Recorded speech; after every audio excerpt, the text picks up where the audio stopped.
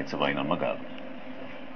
האום לוקח צד, אומרים לא פעם בצה"ל, ומתקשים להוכיח. הנה התמונות. פלסטינים חמושים עולים על אמבולנס של אונר"א ומתפנים מזירת הקרב.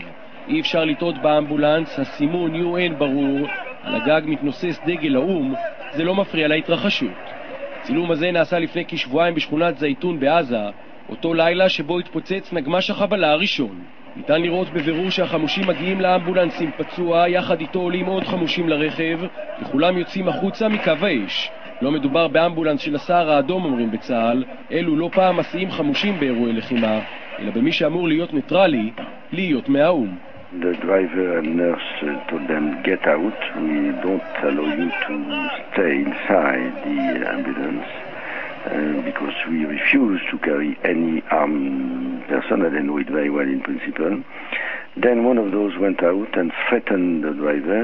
If he were not driving immediately to the hospital straight, he will kill him. נציגי אונר"א מסרו כי מדובר בפעם היחידה שאירוע מסוג זה קורה, אולם לישראל לא פעם ישנן טענות כלפי ארגוני האום באזור. כך למשל היה בלבנון באירוע חטיפת 3 החיילים, כשנציגי יוניפיל צילמו את האירוע ולא רצו לשתף פעולה עם צה"ל.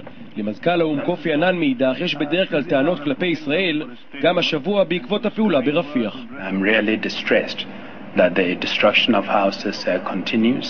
It is making it very difficult for UNRWA to carry out its activities. מעניין לאיזה פעולות בדיוק התכוון המזכ"ל, והאם חלק מהן הוא גם לספק שירות מוניות לחמושים פלסטינים